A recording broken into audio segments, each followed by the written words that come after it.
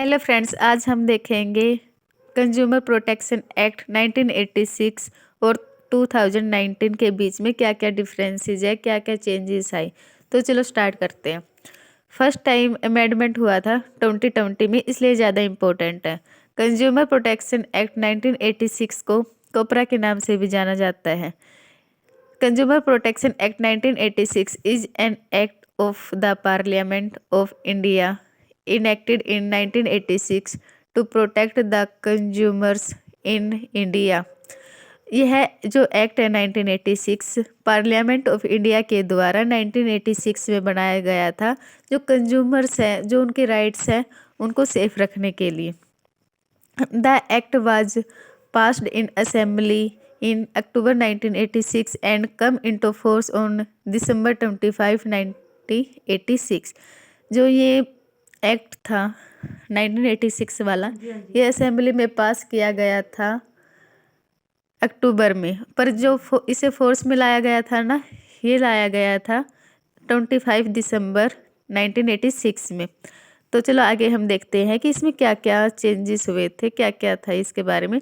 The main aim of the act is to protect the interest of consumers from the immoral practice of business organisation.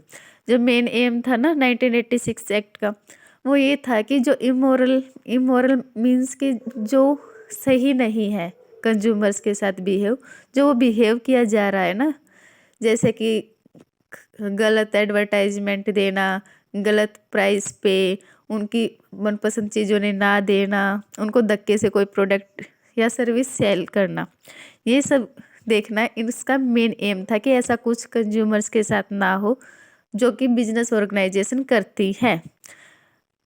On July 2020 the new protection act 2019 come into force in India, replacing the provision act 1986।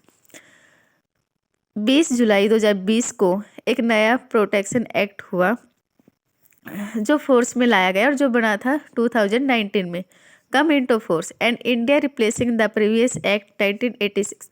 और जो India ने जो previous year का 1986 का जो वो था ना एक्ट, उसे रिप्लेस कर दिया 2019। पर एक बात याद रखना कि ये बना बेशक 2019 में था, पर जो ये फोर्स में आया था ना 20 जुलाई 2020 में ही आया था। ओके, चलो आगे हम पढ़ते हैं कि मेजर अमेंडमेंट क्या हुए, मतलब क्या क्या मेजर अमेंडमेंट, क्या क्या चेंजेस हुए 1986 से 2019 के बीच में। चलो स्टडी करते हैं।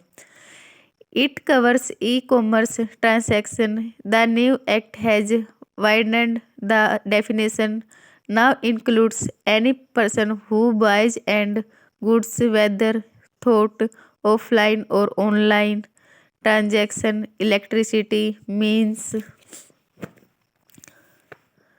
टेलीशॉपिंग, डायरेक्ट फॉलिंग और multi level marketing. The earlier act did not specifically include e commerce transactions. मतलब सबसे मेन बड़ा जो अमेंडमेंट ये हुआ था कि पहले जो हम ऑनलाइन शॉपिंग करते थे ना, वो नहीं था 1986। आपने कभी सुना है कि आपके जो दादा वगैरह थे वो ऑनलाइन शॉपिंग करते थे? ये हुआ है अभी तो 2000 के बाद में। तो मतलब पहले ही होता था कि सारे ऑफलाइन ही शॉपिंग करते थे, जिसकी वजह से 1986 में ऐसा कोई एक्ट नहीं बना हुआ था जो कि जो ऑनलाइन शॉपिंग करते हैं उनके लिए। पर अब उसकी ज़रूरत फील होने लगी, क्योंकि आज के टाइम पे हर कोई ऑनलाइन शॉपिंग करता है और हर कोई ऑनलाइन शॉपिंग करना चाहता है। तो उससे बचने के लिए कि कोई भी ऑनलाइन शॉपर, ऑनलाइन सेलर किसी भी कंज्यूमर्स के साथ गलत काम ना करे, उसे गलत प्रोडक्ट ना दे, गलत प्राइस पे ना दे, इसके लिए यह अमेंडमेंट बनाया गया है। इनहेंसमेंट ऑफ जुरिडिक्शन लिमिट, मतलब ये है कि जो कंज्यूमर प्रोटेक्शन एक्ट था ना 1986, उसमें ये होता था कि जो डिस्ट्रिक्ट लेवल होता है, डिस्ट्रिक्ट लेवल में कम से कम हम 20 लाख तक के जो भी मतलब हमारे 20 लाख का नुकसान हुआ है उस तक की हम कंप्लेंट डलवा सकते थे। पर अब ये हो गया है 2019 के एक्ट पे, according the district form can now entertain consumers complaint when the value of goods or service paid does not exceed 1 crore। मतलब जो 1 करोड़ से नीचे नीचे के केसेज है ना वो सुने जाते हैं डिस्ट्रिक्ट फॉर्म में। सेकंड आ जाता है the state commission can entertain dispute where such values exceed 1 crore to 10 crore. जो 1 करोड़ से 10 करोड़ के बीच में केसेज है ना वो सुने जाते हैं स्टेट लेवल में। The national commission can exercise jurisdiction where such values INR 100। मतलब कि जो 10 करोड़ से ऊपर के केसेज होते हैं ना वो सुने जाते हैं नेशनल में। मतलब सीधी सी बात ये है फ्रेंड्स, जैसे कि जो डिस्ट्रिक्ट लेवल में है ना वहाँ पे सुने जाते हैं जो 1 करोड़ के नीचे नीचे के केसेज है। जो स्टेट लेवल है उसमें सुने जाते हैं जो 1 करोड़ से 10 करोड़ के बीच में है। और जो नेशनल डिस्ट्रिक्ट होती है ना उसमें सुने जाते हैं 10 करोड़ या 10 करोड़ से ऊपर वाले केसेज। आगे हम देखते हैं कि ई filing of complaints. E filing of complaint में हम पहले समझ लेते हैं मोटा मोटा क्या होता है। जैसे कि पहले हम कोई भी कंप्लेंट करनी होती थी ना, पहले ऑफिस में जाना पड़ता था, एक बड़ा सा लेटर लिखना होता था, फिर जो ऑफिसर होता था उसको देना पड़ता था, उसके बाद कार्रवाई की जाती थी। और वो बहुत दूर दूर भी होते थे और कॉस्टली भी होते थे। चलो आज हम पढ़ते हैं कि ई फाइलिंग ऑफ कंप्लेंट्स क्या होता है।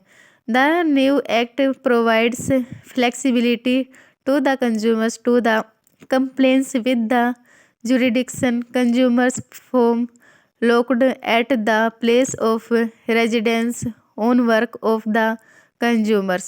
This is the unlike the current practice of selling it at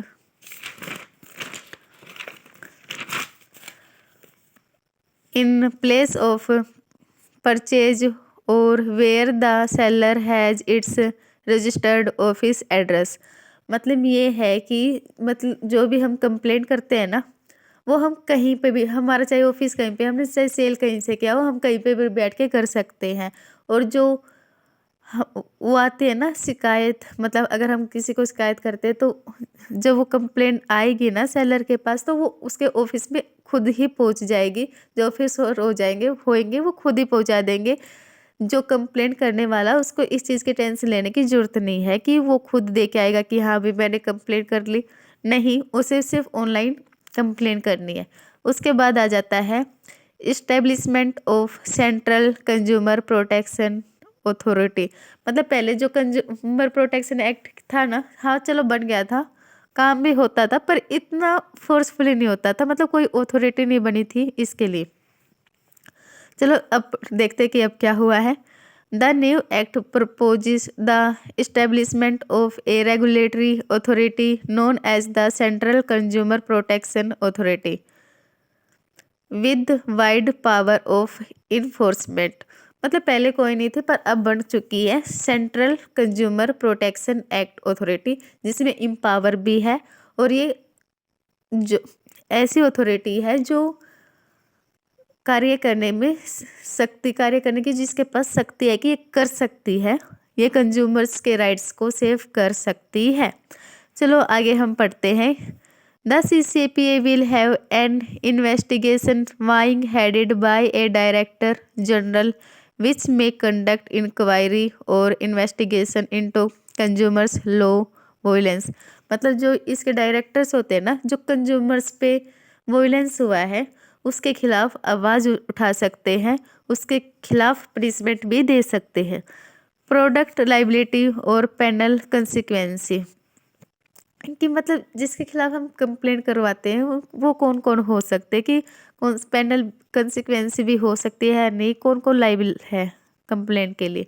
the new act has introduce the concept of product liability and bring within its scope the product manufacturer, product service provider and product seller for any complaint for complaint जिसने complaint दी है। मतलब इसका साफ साफ ये मतलब है कि चाहे वो मैन्युफैक्चरर हो, चाहे वो जिसने वो प्रोडक्ट बनाया हो, चाहे जिसने वो प्रोडक्ट बेचा हो, जिसकी भी शिकायत मिली, जिसका भी हाथ पाया गया उस शिकायत में, उसी के खिलाफ कार्रवाई की जाएगी। उसके बाद आ जाता है, ये लास्ट पॉइंट है, बस यही है, पेनल्टीज फॉर मिसलीडिंग एडवर्टाइजमेंट। मतलब जो मिसलीडिंग एडवर्टाइजमेंट होने लगी आजकल, तो नॉर्मल सी चीज़ है, जैसे कि पहले एक प्रोडक्ट आया था हैंडसम फेयर लवली ऐसे कुछ नाम से, तो किसी मैन ने उसके खिलाफ शिकायत कर दी थी कि इसमें तो उस आदमी ने लगाया था एडवर्टाइजमेंट, वो गोरा हो गया था, पर मैंने लगाया, मेरे पे कोई चेंजेस नहीं आया, मैं जैसा कलर मेरा पहले था वैसा ही अब है। तो चलो देखते हैं कि इसमें क्या लिख रखा है। The central consumer protection act में impose a penalty of up to INR 10 lakh on a manufacturer or an Anderson for a false or misleading advertisement. The Central Consumer Protection Act may also sentence them to imprisonment for up to 2 years for the same. मतलब सीधी सी बात यह है कि जो भी गलती मिली गई, चाहे सेलर की हो, चाहे प्रोडक्टर की हो, चाहे मैन्युफैक्चरर की, उसे या तो 10 लाख रुपए तक का जुर्माना या 2 साल की जेल भी हो सकती है। तो ये था हमारा कंज्यूमर प्रोटेक्शन एक्ट।